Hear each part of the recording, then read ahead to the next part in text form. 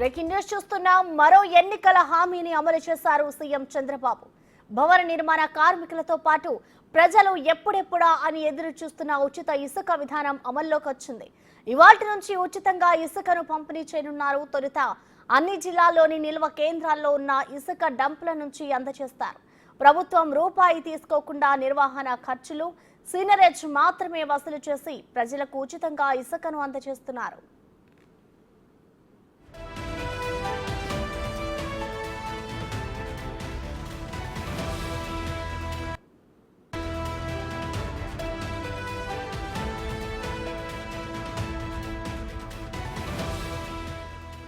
వాగులు, వంకలు, చిన్న నదుల్లో ఎడ్ల బండ్ల ద్వారా నేరుగా ఇసుక తవ్వి తీసుకెళ్లేలా వీలు కల్పించారు. సమీప గ్రామాల ప్రజలు తమ నిర్మాణ అవసరాలు, అక్కడి ప్రభుత్వ నిర్మాణాలకు ఎడ్ల బండ్ల ద్వారా మాన్యువల్ గా తవ్వి ఇసుకను తరలించుకునేందుకు అవకాశం కల్పించారు. అలాగే అక్రమ తవ్వకాలు, రవాణా జరగకుండా పూర్తి నిఘా ఉంచారు.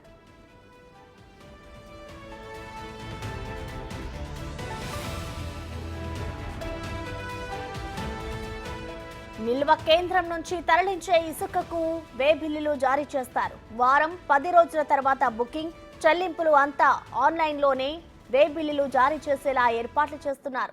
సీనరేజ్ కింద టన్నుకు 88 రూపాయలు తీసుకుంటారు. ఇప్పటి వరకు గుత్తేదారులుగా ఉన్న జేసీకేసీ ప్రతిమ సంస్థలు ఇసుక తవ్వినందుకు అయిన ఖర్చు కింద టన్నుకు 30 రూపాయలు చొప్పున వసూలు చేస్తారు.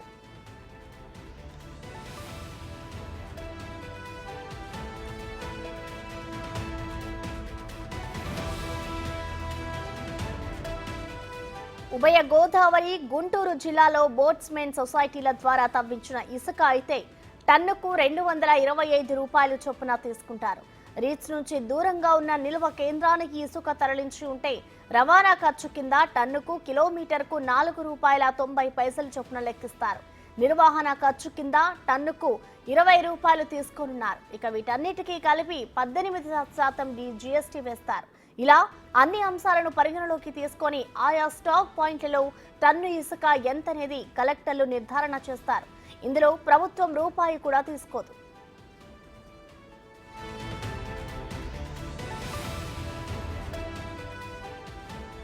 ఇక దీనికి సంబంధించిన మరింత సమాచారం మా ప్రతినిధి మల్లికార్జున్ అందిస్తారు. మల్లికార్జున్, చెప్పండి, ఏపీలో ఇవాల్టి నుంచి అయితే ఉచితంగా ఇసుకను పంపిణీ చేయబోతోంది ప్రభుత్వం. దీనికి సంబంధించి ప్రజలు ఏమంటున్నారు మల్లికార్జున్? ప్రసన్న, ఇసుక పాలసీకి సంబంధించి ఏదైతే ఎన్డీఏకి ప్రభుత్వం రాకముందు ఈ చంద్రబాబు నాయుడు కానీ, ముఖ్యమంత్రి చంద్రబాబు నాయుడు కానీ, అలాగే జనసేన అధినేత పవన్ కళ్యాణ్ కానీ, అలాగే బీజేపీకి సంబంధించిన నేతలు కానీ అందరూ కూడా ఇసుక పాలసీకి సంబంధించి ఎలక్షన్లకు ముందు ఫ్రీ ఇసుకను ఇస్తామంటూ కూడా హామీ ఇవ్వడం జరిగింది. ఆ హామీలో భాగంగా కూడా ఈ రోజు నుంచి ఈ ఎన్డీఏ ప్రభుత్వం అధికారంలోకి వచ్చిన తర్వాత ఈ రోజు నుంచి కూడా ఇసుక విధానాన్ని, కొత్త విధానాన్ని అమలు చేయబోతా ఉన్నారు. దానికి సంబంధించి ఏదైతే స్టాక్ పాయింట్ల వద్ద ఇసుక అనేది ఉందో దాని మొత్తాన్ని కూడా ఉచితంగానే వినియోగదారులకి ఇవ్వబోతా ఉన్నారు. దీనిలో మనం చూసుకుంటే కనుక ఎన్టీఆర్ జిల్లాకు సంబంధించి చూసుకుంటే 8 స్టాక్ పాయింట్లు కూడా ఇప్పటికే కేటాయించడం జరిగింది. దాంట్లో 3,69,588 మంది క్యూబిక్ మీటర్ల మేర ఇసుక ఉన్నట్లు కూడా గుర్తించడం జరిగింది. 8 స్టాక్ పాయింట్ల నుంచి కూడా ఎవరికైతే వినియోగదారులకు ఇసుక కావాలో అక్కడికి వచ్చి నామమాత్రపు, ఎందుకంటే ఆ లోడింగ్ కానీ అన్లోడింగ్ కానీ సంబంధించి ఏదైతే కాస్ట్ ఉంటుందో ఆ కాస్ట్ ని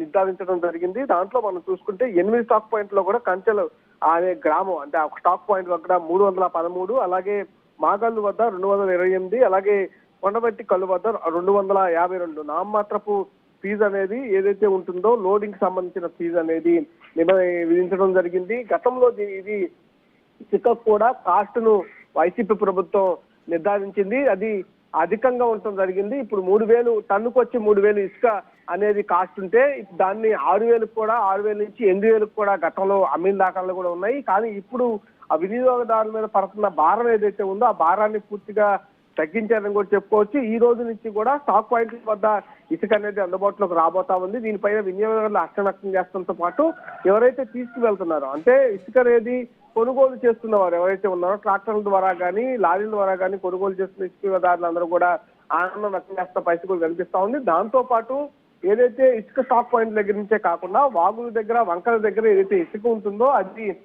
ఎడ్ల బండ్ల ద్వారా వచ్చి ఉచితంగానే వాళ్ళే అక్కడి నుంచి తీసుకెళ్లే వెసులుబాటును కూడా ఈ రోజు నుంచి అందుబాటులోకి తీసుకొస్తా ఉన్నారు. Right, thank you Mallika.